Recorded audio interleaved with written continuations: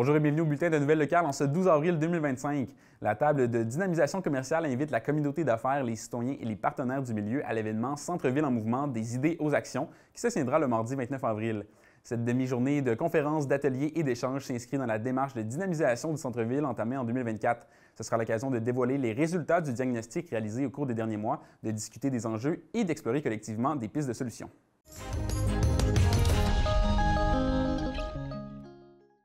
Oui, donc le Centre-ville en mouvement des idées aux actions, c'est une demi-journée qu'on a organisée, la table de dynamisation commerciale de Dolbeau-Mistassini, dans le but de présenter les résultats de la phase 1 de l'étude qu'on a fait en lien avec le plan de dynamisation du centre-ville.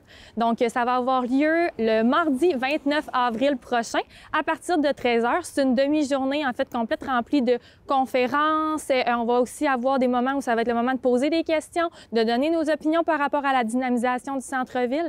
Donc, c'est ça.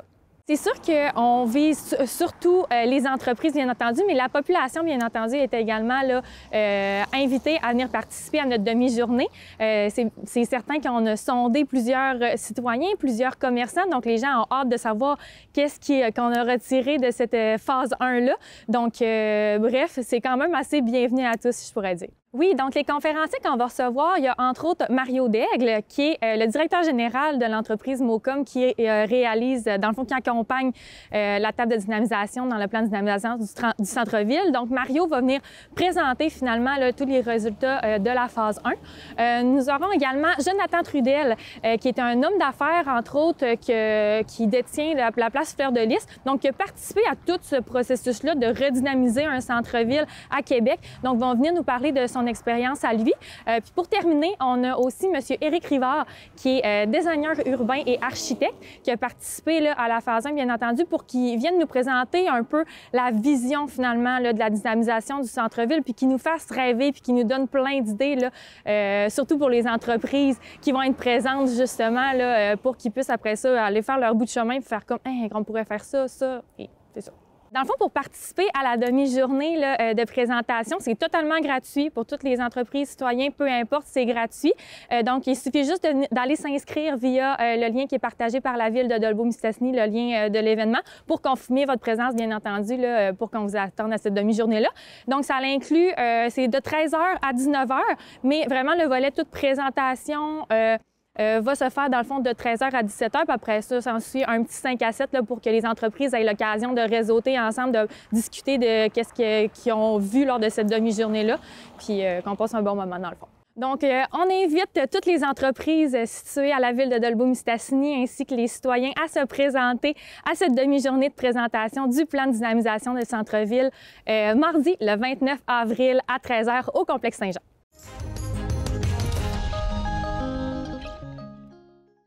Le groupe vocal et théâtral Vol au vent se prépare pour la présentation de sa comédie musicale Chez Ginette. Dans ce spectacle, le groupe explore les thèmes de l'héritage, de l'identité et de la transmission. Le spectacle invite le public à partager le voyage de Sophie alors qu'avec une aide imprévue, elle arrivera à mener son projet à terme. Écoutons Christian Laprise, metteur en scène, et Janie Villeneuve, chef de chœur du groupe Vol au vent.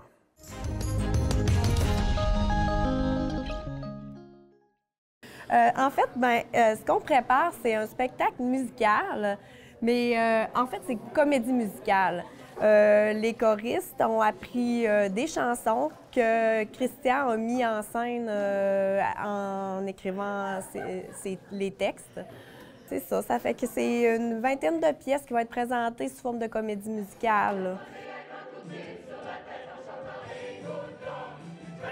Alors, l'histoire de la pièce, c'est une histoire originale, évidemment, que j'ai écrite et c'est un peu une histoire de passation de pouvoir. Donc, on va assister à la transition d'un legs qui se donne d'une grand-mère à sa petite-fille à travers un resto-bar et à travers les clients qui sont des réguliers, qui viennent régulièrement et aussi des nouvelles personnes qui vont venir un petit peu plus enraciner, enrichir le spectacle et ce qui se passe tout au long de notre beau spectacle.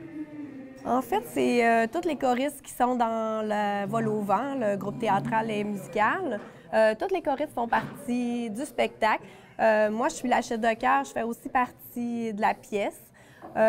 Puis ensuite, dans les choristes, bien, il y en a certains qui vont avoir des rôles plus importants, là, qui vont jouer des personnages. Fait que c'est vraiment tous les membres de la chorale. Oui, puis ça permet aussi, en plus de gens qui veulent chanter, bien, qui veulent avoir le goût de jouer, d'essayer le jeu ou d'aller un petit peu plus loin parce qu'ils en ont déjà fait ou ils aiment ça en faire. Donc, ça nous permet de développer aussi un peu le jeu, mais tout ça à travers les choristes de la chorale Vol-au-Vent. Donc, c'est vraiment le fun de voir que c'est vraiment tout à l'interne de la chorale que se font les choses.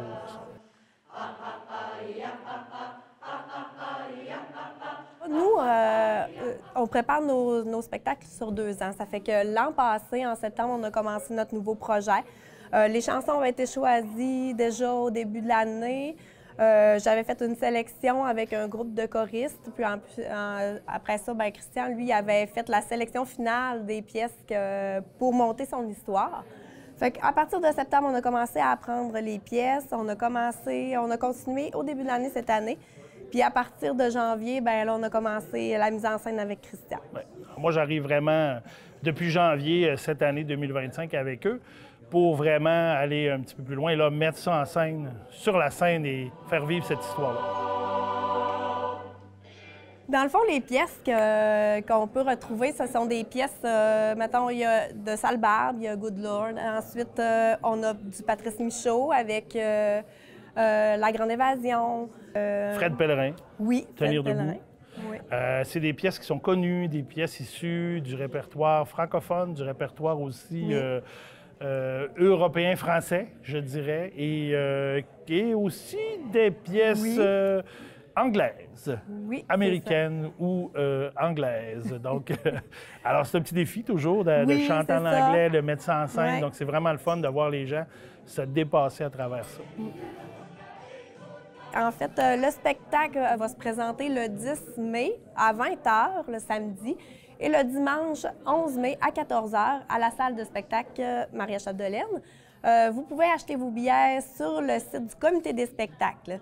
Il en reste encore de super bons billets, ça fait que allez-y, vous ne le regretterez pas, c'est certain. C'est la fête des mères cette fin de semaine-là, donc quelle belle occasion de gâter votre mère ou de vous gâter vous en tant que mère, ou si vous n'êtes pas mère, de vous gâter pareil et de venir nous voir, de venir nous entendre et nous voir à la salle de spectacle Maria-Chapdelaine Desjardins.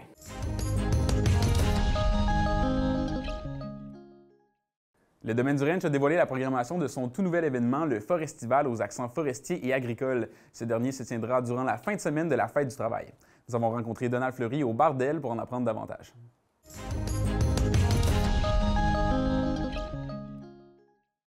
Ben oui, écoute, là, le 29 au 31 août prochain, ben nous autres, on présente une belle nouveauté au domaine du Ranch. Écoute, dans le cadre du Forestival, on va présenter le Forestival. Et puis le Forestival, bien, ça va parler d'agriculture et ça va parler de foresterie aussi. On a décidé d'organiser le Forestival parce que nous autres, on a plein de partenaires forestiers. Et au Forestival, tu sais, c'est plus compétition équestre et des shows et tout ça, mais nos forestiers qui sont là puis sont impliqués dans le Forestival, bien, ils donnent beaucoup.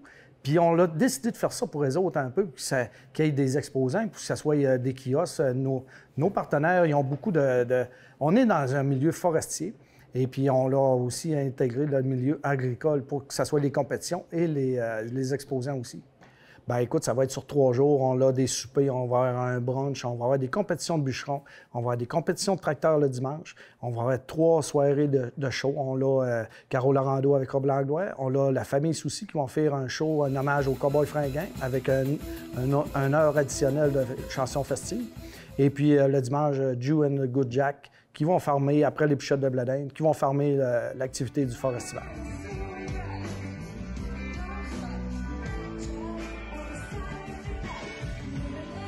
C'est sûr que sur le camping, là, pendant le Forestival, on a de la place en masse, mais on ne pourra pas avoir de place avec servitude. C'est un peu comme le Forestival. Ça va être premier arrivé, premier placé. Mais pendant le Forestival, c'est pas 150 chevals à gérer avec le trailer. Fait que la place en masse dans le champ numéro 3 à côté de la grange, ça va être ouvert à tout le monde. Fait que, il y a de la place en masse pour être proche du site. Pour les coûts, les passeports, tout ça, c'est en branle. C'est une première édition cette année. Fait que là, Karine, elle prépare tout ça. Ça va sortir sur nos pages Facebook, là, suivez-nous Domaine du Ranch ou le Forestival. Et puis, je vous invite à vous abonner à notre page Forestival pour avoir plus d'informations également. Oui, bien, j'invite toute la population à venir du 29 au 31 août pour la première édition du Forestival. Fait que une première édition qui promet cette année.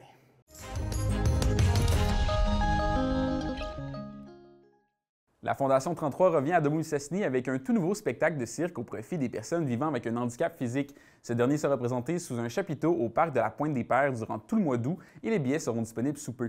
Maxime Girard, producteur et metteur en scène, nous en parle en visioconférence.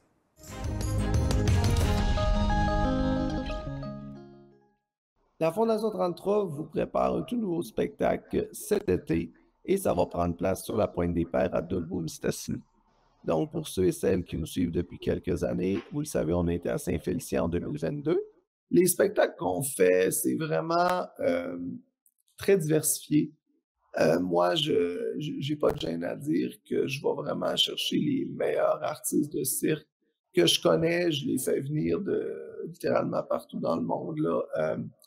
Fait que, écoutez, je suis tellement excité du casting que j'ai réussi à faire, de l'équipe que j'ai réussi à créer pour le projet de cet été. Il y avait des gens que j'essayais, que j'étais en contact avec eux depuis des années, qui travaillaient tout le temps sur le soleil, qui étaient tout le temps occupés.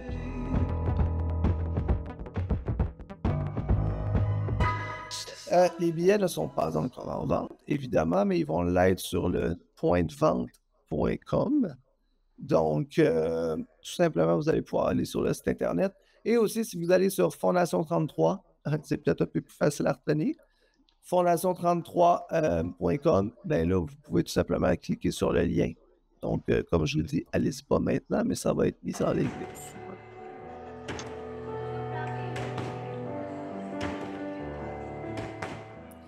La Fondation 33, c'est une fondation que j'ai créée, moi, quand j'étais en réhabilitation. Parce que moi, dans ma malchance, j'ai eu la chance d'avoir une assurance. Donc, tu sais, moi, avoir un logement, un véhicule adapté, toutes ces choses-là, avoir l'équipement dont j'avais besoin, ça n'a pas été un problème. Évidemment, bon, on est quand même au Québec, donc il y a des assurances de base avec la RAMQ, mais j'ai réalisé dans mon parcours qu'il y a énormément de gens que le soutien financier n'est pas là.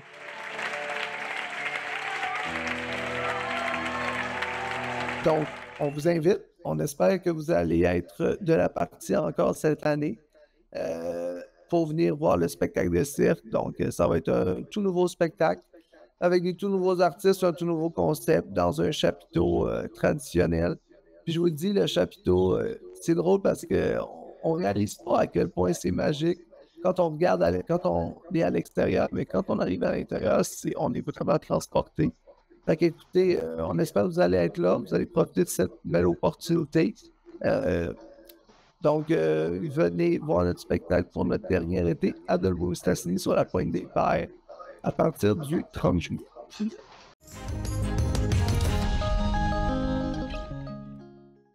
Le comité d'investissement territoire s'est rencontré le 2 avril dernier afin d'accepter le financement de quelques projets sur notre territoire. Pour connaître la nature de ces projets, écoutez cet extrait de la séance du conseil de la MRC de Mont-Chapdelaine du 9 avril dernier.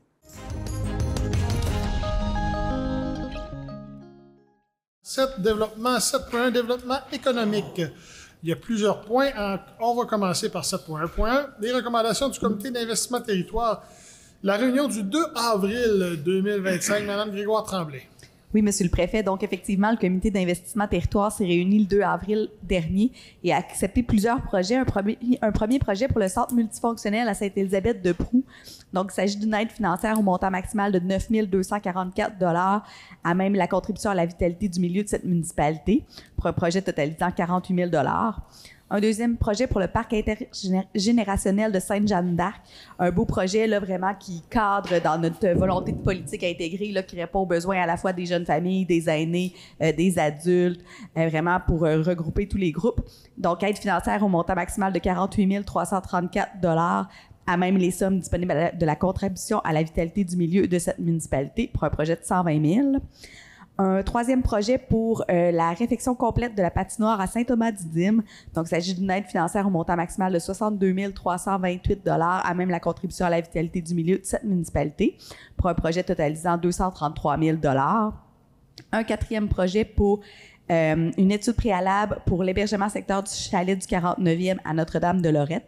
Donc, il s'agit d'une aide financière au montant maximal de 34 000 à même le fonds touristique municipal de la MRC pour un projet totalisant la somme de 145 000 et également, la municipalité pourra puiser à même sa vitalité du milieu une somme de 8 500 $ pour ce projet. Un 5e projet pour la patinoire multisport, le réaménagement en fait de cette patinoire à Périboncan. Il s'agit d'une aide financière au montant maximal de 57 020 à même les sommes disponibles de la contribution à la vitalité du milieu de cette municipalité pour un projet totalisant 142 000. Un 6e projet pour de l'équipement spécialisé pour la télé du Haut-du-Lac, soit des caméras de pointe et des accessoires. Donc, une aide financière au montant maximal de 2 372 $ à même le fonds social de la MRC pour un projet totalisant 5 930 $. Et finalement, un 7e projet, soit la route des légendes dans le secteur Vauvert, qui est déposé par Tourisme Dolbeau-Mistassini. Donc, il s'agit d'une somme de 7 260 $ à même le programme Initiative du développement du territoire, là, donc des sommes de la MRC, pour un projet totalisant 18 150 $. Donc, il s'agit des aides là, totalisant 229 058 $ pour des projets totalisant 713 000 $. Donc, en fait, on recommande au Conseil d'entériner les recommandations du Comité d'investissement territoire. Merci.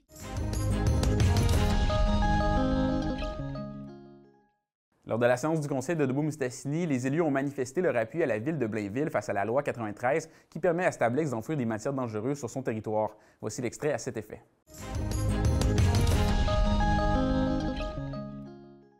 6.4, projet de loi numéro 93, c'est très d'actualité ça, concernant notamment le transfert de propriété d'un immeuble à la ville de Blainville à l'État. Donc on sait que ce fameux dossier-là, c'est que la loi a été passée sous bâillon dernièrement par le gouvernement dans lequel il exproprie un terrain qui appartenait à la ville de Blainville à Stablex, qui est une entreprise qui fait de l'enfouissement des matières dangereuses pour la nouvelle cellule numéro 6. Donc là, je sais pertinemment que ce matin, il était en Cour supérieure pour demander un juge de Cour supérieure de tout simplement mettre cette loi-là en retrait.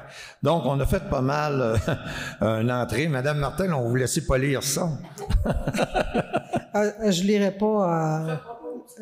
pas au complet là, parce que vous avez fait un très bon résumé de tout ça. Okay. La proposition sera celle-là, que le conseil municipal de Dolbeau-Mistassini appuie la ville de Blainville dans ce dossier, exprime son désaccord en regard du projet de loi numéro 93, loi concernant notamment le transfert de propriété d'un immeuble de la ville de Blainville, réitère que les municipalités sont des gouvernements de proximité et demande au gouvernement du Québec de respecter leurs compétences en aménagement du territoire et demande aussi au gouvernement du Québec de confier au BAP un mandat d'enquête et d'audience publique portant sur l'état des lieux concernant la gestion des matières dangereuses résiduelles. C'est proposé.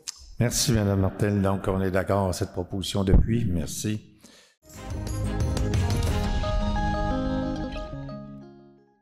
Le radioton pour la Fondation du Centre Maya-Chapdelaine a réussi à amasser plus de 276 000 $, un montant nettement supérieur à l'objectif de 175 000 $ qui a été fixé au départ. Mention d'honneur aux Chevaliers de Colomb qui ont bravé la tempête pour collecter les dons des automobilistes. C'est ce qui complète le bulletin. Si vous avez des nouvelles à nous partager, n'hésitez pas à communiquer avec nous. Pour plus d'informations locales, visitez notre site Internet et suivez-nous via notre chaîne YouTube. C'était le dernier bulletin de la saison d'hiver 2025. La Télévision du Lac vous souhaite un bel été à venir. À bientôt.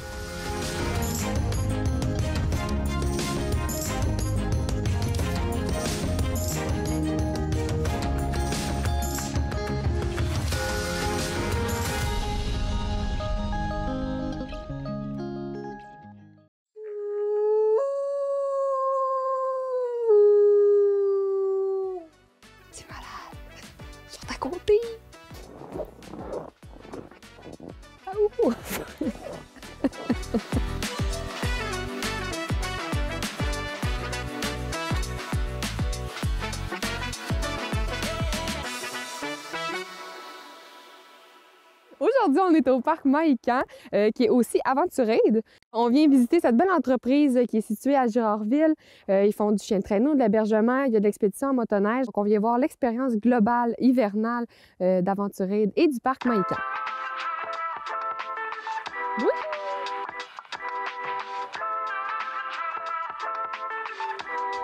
C'est magnifique. Totalement magnifique. Imagine un petit bébé. Oh, ça va trop être cute.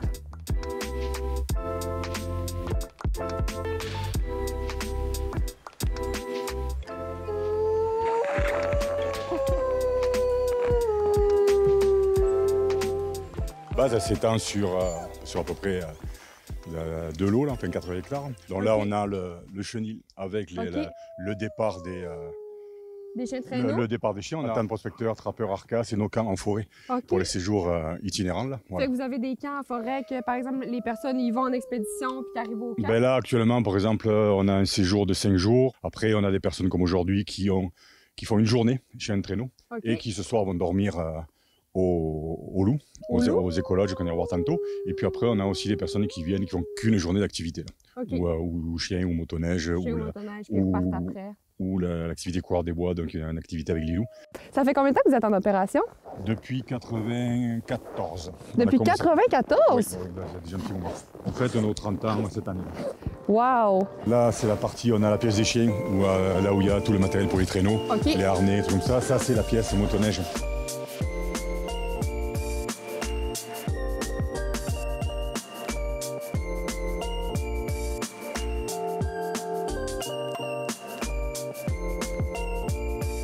Quelqu'un qui a zéro équipement, vous avez tout. Oui, les bottes, on les fournit de façon systématique. Parce qu'autant pour faire du chien de traîneau, il y a des personnes qui peuvent avoir ce qu'il faut quand tu fais du ski ou autre au niveau activité. Là.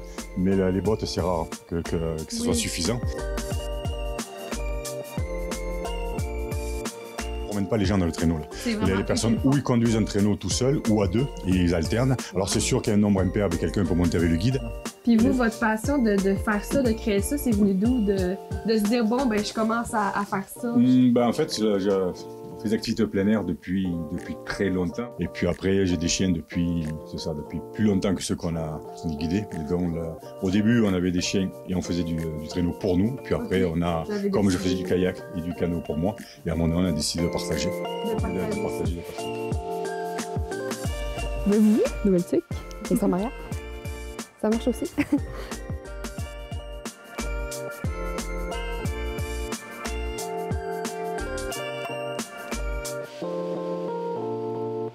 Aventurette, c'est l'entreprise. Et puis avec le parc Maïcan, ça en fait partie, mais c'est la partie juste le centre d'observation des loups. Voilà, mais c'est la même structure. Fait que l'entreprise, c'est Aventurette. Le parc Maïcan, c'est le côté des loups. C'est le côté des loups. Parfait, voilà. On va démystifier ça, la différence entre les deux. Voilà, Maïcan, parce que ça veut dire loup en inou. Oui. L'objectif là, c'est pas simplement de voir des loups, c'est de voir des loups avec un comportement le plus naturel possible. Donc, comme on va expliquer là-bas, qu'on va le voir, on reçoit pas beaucoup de personnes à la fois, et ça permet d'avoir une approche, une immersion avec les loups plus intéressante. C'est plus de la proximité qu'on a ici. Ouais, on va aller voir ça. Merveilleux. On va voir ça.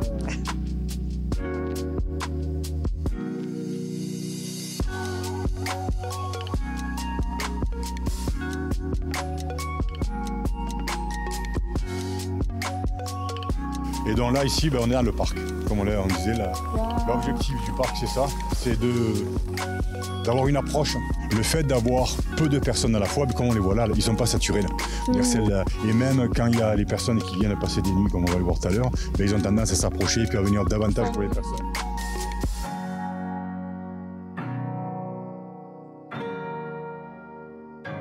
C'est tellement beau comme animal. Vous êtes bien gentil de venir nous voir. Allô?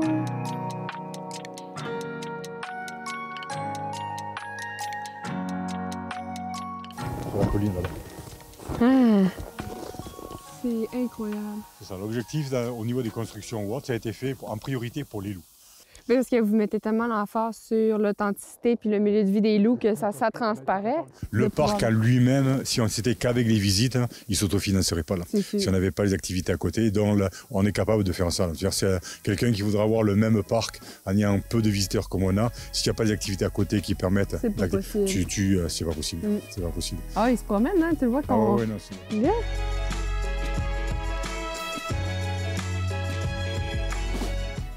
Mais parce qu'on n'est pas beaucoup, on prend notre temps, on va crier partout. Oui, c'est ça. On les dérange pas. Là. C'est fantastique. Les voilà, on les voit. Là. Vous avez vraiment construit quelque chose d'incroyable.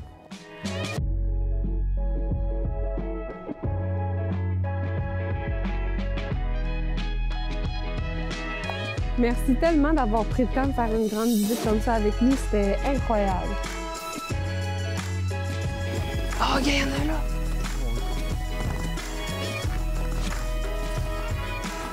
J'ai la chance de pouvoir finir ce beau Vox Pop entouré de loups. Je parle pas fort parce que justement, il faut faire attention. On a vécu une expérience vraiment incroyable. Ça a été tellement intéressant.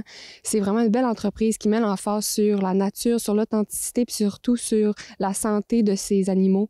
C'est incroyable. C'est une expérience à vivre. On a vraiment de la chance d'avoir ça là, dans notre belle MRC, une belle entreprise comme ça.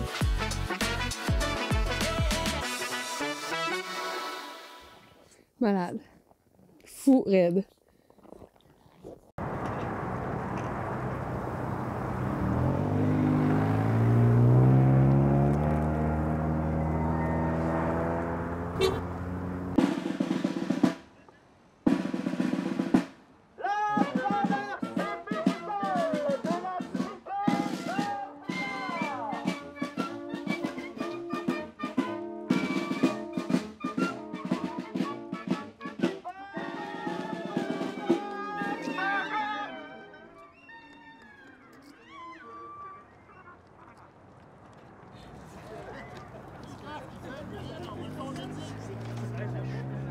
Ah ouais, là.